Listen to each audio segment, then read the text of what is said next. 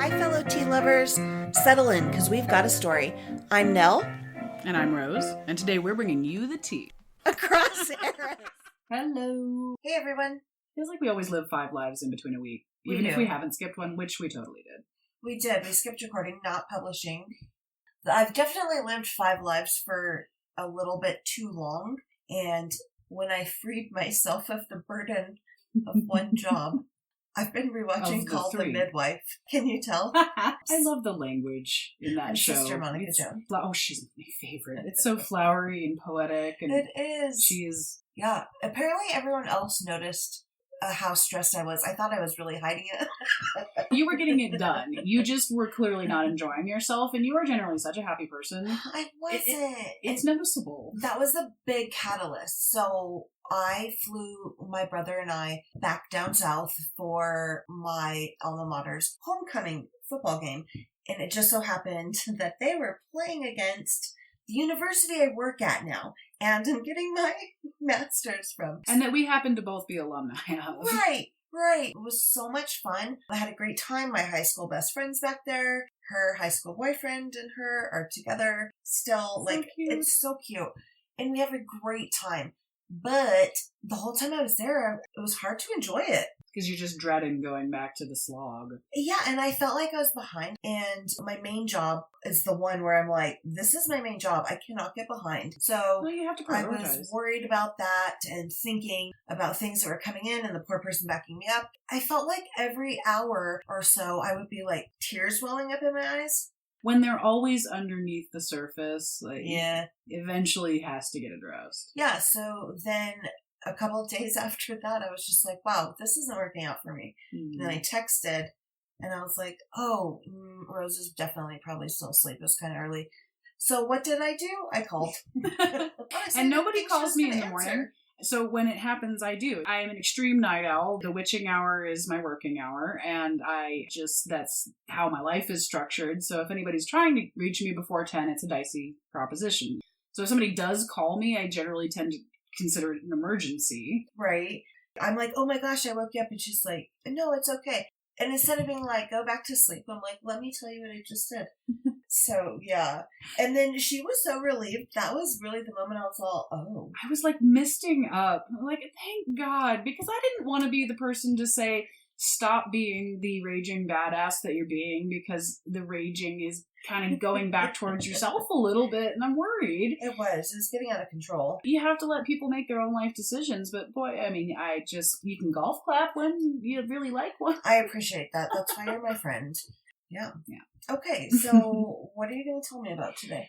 I got thinking about idioms this week for a couple of different reasons. So I think first thing to define is idioms. Yes, ma'am. My very favorite example is in Archer, when he takes over the pirate island and that poor grad student is translating for him, and he keeps yelling at people, your mouth has been writing checks your butt can't cash. Translate, Noah. I can't do idioms. So I love Archer. Danger Island is my favorite season. I really love it. I think Vice is probably my favorite season. Just Vice is good. It is the snappiest writing, I think, of the whole show. That was like when they were peak. Vice was peak. Definitely peak. Now, Danger Island is amazing, but for different reasons. Yeah. What was the other one after Danger Island, the space one? Oh, I hated that so much. I do not like it that much either. I'm not a giant sci-fi fan. I am and I'm not. Like, technological sci-fi doesn't really hit the sweet spot for me. I like a lot of sci-fi stories, but if it is going to be like very spaceship oriented or outer space, those don't tend to be my jam. And Mallory the Orb? I know, and the stupid alien that just... Yeah, I didn't love that. I remember being in LA, we were going somewhere, and they still put up those posters on the wall that look like you painted them on there, like you just plaster them everywhere, and I saw them for Vice. And I was so excited because I didn't know at that time if a new season was coming, so I was thrilled. But back to idioms. But yeah, so an idiom is a piece of language that has double meaning because of cultural context. I love that. They really, really don't translate well. For example, is beating around the bush? Yes. Man, I'm going to sidetrack you one more time. I love the Reddit page Ask an American. Oh, yeah, those are funny sometimes. Yes, I love what does this mean? How do you translate this phrase and why? Mm-hmm. I love all of that. Oh, yeah. Yes. Okay. Yeah, because I was reading about this thing. It's a Sumerian joke, and it's pretty well vetted that this exists and is a good-ish translation. With any translation, it's going to change a lot. So there's a bunch of different versions. But it was framed as this is the world's first dad joke. And it's a Sumerian tablet that is 4,000 years old. I don't actually know what the specific date for this was, but it's from a sort of advice booklet collection, basically, that is actually almost wholly focused on dogs. That's smart. It's the book of dog jokes that somebody packed up and put in a place that was archaeologically accessible thousands of years later. That's fantastic. But so the joke is, a dog walks into a tavern and said, "I can't see a thing. I'll open this one." Which... it could be a million things. It's clearly based on something. My facial expression changed 5 minutes ago. It was just to a look of annoyance. But it's still the dad joke reaction. Even if you don't get the idiom, that was a dad joke face. Yeah. Well, it took me a minute. A tavern. Oh, wait, what? Oh. Some interpretations that I saw said walked into a brothel, which I just assume would be to make the phrasing of the joke funnier. Probably. Dog walks into a whorehouse. Oh my gosh. The way that I interpreted it, and I told it to my partner earlier, and he made the same face you did, but kind of laughed a little, was that I told the whole thing with one eye open and said, dog walked into a tavern and said, "Boy, I can't see a thing." And then I opened my other eye and said, "I'll open this one." Which, if you're going from very, very bright outside light to, dimly lit candlelight only tavern, and you want your eyesight to adjust really quickly, that is a valid trick that I've used myself, is that you walk inside with one eye open and then you close the other one so that it didn't have to adjust. You switch eyes as soon as you're in the new light environment. Totally works. That's so good to know. That'll be really useful the next time I go to all the Harry Potter stuff in Universal. Right? Inside, outside, in summer sunlight. So because the idiom is no longer really known, it doesn't really have the same impact. Then things that are known idioms can lose their original impact and gain entirely new ones. And so I just started looking at any idiom I could think of off the top of my head. There were a couple that were disappointing, and there were a couple that were fabulous. Okay.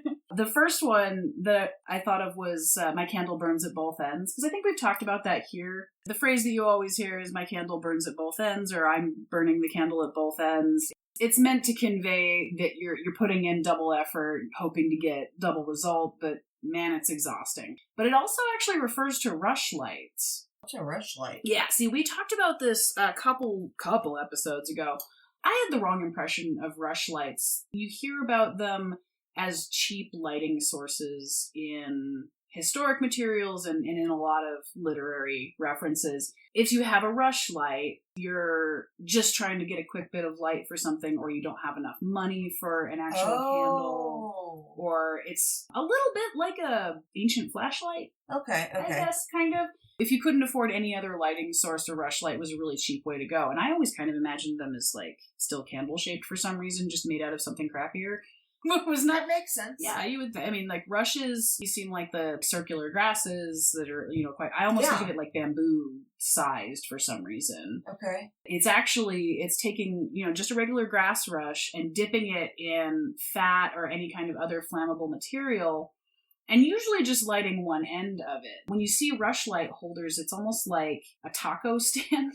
Kind of. It'll be raised up so that it's off of a table, so it'll be candlestick-like, but then it has, I can't think of a better way to describe it, a little taco holder on top. That makes sense. Yeah. And you balance your fat-soaked rush there, and you have a light source for a little while. It's smelly, it's messy, it's not going to last very long. If you need more light and you're trying to get something important done, you can light both ends. Oh! It's going to go away faster. It's going to be twice as messy and twice as smelly. So you really, really have to hit the grindstone if that act is going to help you accomplish something. Man, you're hitting the taco stand running. You're running the taco stand at both ends. You're burning the taco stand. Yeah, and so in 1920, Edna St. Vincent Millay wrote, "My candle burns at both ends. It will not last the night. And that's where most people end the quote. But the full poem is, my candle burns at both ends, it will not last the night, but oh my friends and oh my foes, it gives a lovely light. And it's this stoicism of like, yes, I understand that I'm burning my resources, and yes, I understand that this is rough and a bad idea, but you know what? Look at the beauty I am creating because of it. I was just interesting. Like, that's one of those that always makes me, listen to the whole poem because it's gorgeous. Right. So many things are just pulled out of context, you know, the phrase or whatever, then it loses its original meaning and changes. Right. But gains an entire other meaning, just like we were saying earlier. So that is candle burning at both ends. The cat out of the bag, that is something that actually I learned really recently. So letting the cat out of the bag became a phrase because of shady livestock trades. Oh. If you're buying a piglet, apparently, and this is not a thing I knew, bag is how you wrap piglet, paper, plastic, or piglet bag. Europe, Middle Ages, if you're buying a piglet, the piglet doesn't know you and is not necessarily leash trained, I guess. So I guess handing you a piglet in a bag makes sense. Right. It's probably difficult to carry it under your arm while you're doing your shopping. Right. This is an actual animal and you're probably going to have to walk several miles home. So pig in a bag makes more sense there, I guess. Or people being naughty and putting cats in bags instead? Yes. Because cats are far less valuable, far more numerous, and you're betting that the person will get far enough away from you before they actually open the bag to discover the cat that you can get away. And so the cat's out of the bag is when trouble starts, and that is still exactly what it means, but for entirely different reasons. That's such a bad business practice. Right, that's going to have to be traveling, yeah. Pig coming for a fair person. Okay. So next idiom. Next. Every dog has his day was an interesting one. Oh, tell me about this one. That's a weird one. It gets used all over the place. So the first recorded usage of something like every dog has his day is Plutarch, who was a Greek philosopher, AD 46. And his version of it was, even a dog gets his revenge. Not even necessarily the origin point, because he's using it as an idiom. He's making the assumption that other people understand the context. Interesting. Yeah. Even a dog gets his revenge. The most referenced origin of the phrase is in Hamlet. Okay. Yeah. Hamlet is talking to Laertes and being the enigmatic, sad person that he is. Indeed. Hear you, sir, what is the reason that you use me thus? I loved you ever. But it is no matter, let Hercules himself do what he may, the cat will mew and the dog will have his day. And so a lot of lists will say, its origins are in Shakespeare. No. But like most of Shakespeare's things, it's borrowed from the classics. I don't actually consider that to be a bad thing. Side note, I think that's fine. That's how everything goes. Right. He took stories that were really popular and rewrote them. Do we recognize that at all? Is that a familiar thing that artists do with our visual entertainment? So, how many times have I said the word fanfic? Exactly! Right. We take basic story elements and we recraft them, and that's how literature and art works. That's why we're stuck in a cycle of sequels, and now we have a cycle of remake. It's fine. It is what it is. Right. There's better versions of recrafting the story, sure, but it's definitely not new. Right. And I say that as I'm thinking, I really want to see Beetlejuice. I love anything Beetlejuice. That's the thing. They're banking on the fact that recognition and like warm fuzzy that gives you is saleable. It is.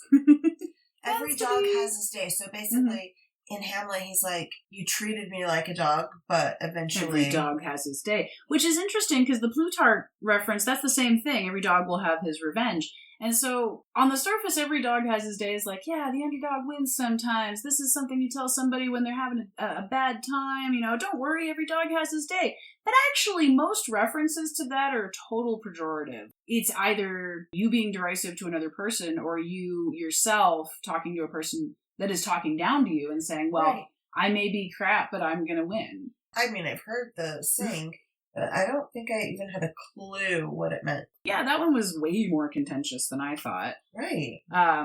Getting your goat. This is actually so adorable. Don't let him get your goat. Don't let him get your goat. So, apparently, I don't know a lot about horse racing, and having a companion goat for very high-strung thoroughbred horses is totally a thing. Oh. Because they're animals. That makes so much sense. And instead of hauling around the rest of the horse's herd, you get it a support goat. And so, unfortunately, if you want to mess with somebody else's team, especially if they're on the road and the support goat is the only thing keeping this skittish horse sane, is to go and steal the support goats of your opponents so that their horses are too nervous to finish the race. Oh my gosh. So it's entirely based on support goats. If somebody got your goat, they really messed with your vibe that day. Dang. Did you know that in some zoos, I think the Cincinnati Zoo is one of them, that cheetahs have support dogs? I feel like I've read that. I love it. Up until usually, I guess around 8 years old. I don't know if that's when the dog's done or the cheetah's fine. I have no idea. There's a cutoff point, I guess, What was I reading? It was capybaras.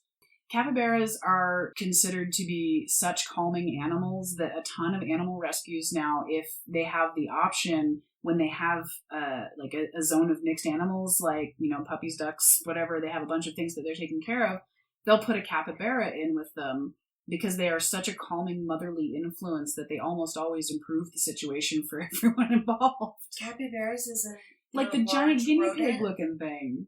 The one at our zoo passed away recently? Well, by recently, I mean in the past few years.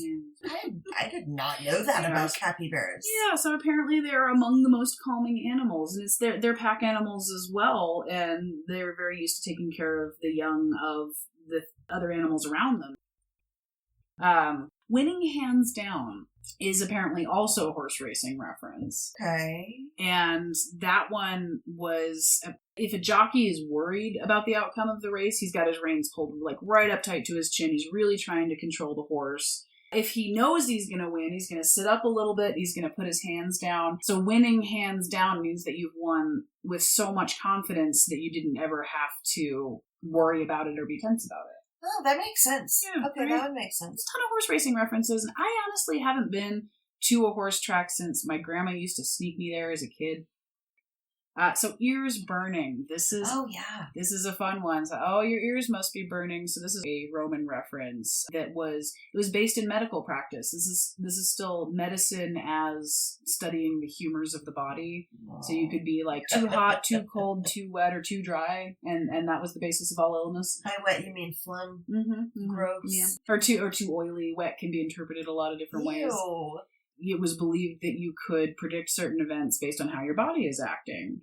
Oh. So if your ears are heating up, then someone else is talking about you. But it gets even more specific. If your left ear is heating up, someone's talking crap about you. And if your right ear is heating up, it's nothing but compliments. What if I just have a fever? Then everybody's talking about you, apparently. That's interesting. There's so many weird ones. Like, what about if your hand itches? I've heard that one so often. Like, if your palm is itching, then someone's talking about you. Or you're going to get money. Yeah. But literally, that is how idioms and slang words start. It's the same concept. It's based very heavily in your personal cultural context. Right. And if you look at how slang has evolved, idioms have evolved in the same way. Yeah, no, it's the same process. You see all these videos, me saying words and my, tween telling me the slang version. But why is sus always in there? Hasn't that been a word since we first met at the bare minimum? I don't think that there's any kind of rule process about what sticks and what doesn't. I think that's part of what's fun. That is, because, on fleek was such a phrase, probably not if you were born like in the last 20 years. See, and I didn't enjoy that one ever at all. Me neither, because when people were saying that their eyebrows were on fleek, I was like, no, you taped 2 caterpillars to your forehead, and it's not great. Fleek just inherently sounds bad. It sounds like a leek and a flea stuck together, and neither of those things are things that I like in my life. Yeah, I feel you.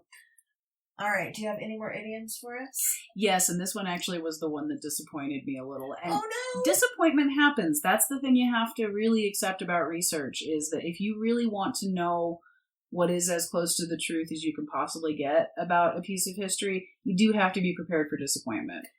But so, jack of all trades is a phrase that you hear all the time. And it's probably one of my favorite conversation moments because, of course, jack of all trades is a bad thing. You didn't concentrate enough on one thing. I feel like it's a good thing, but okay. I think it depends on how people present it. I think usually when I hear it, it's like, oh, well, jack of all trades, master of none. Like, well, he's good at a lot of things, but not anything that's stuck enough to make him successful or whatever. Like, I always hear it that way. Yeah, haters. I always immediately take the opportunity to say, aha, but you don't know the whole phrase. Which is jack of all trades, master of none, but oftentimes better than master of one. Exactly. Which I love. And it is impossible to find attribution for that.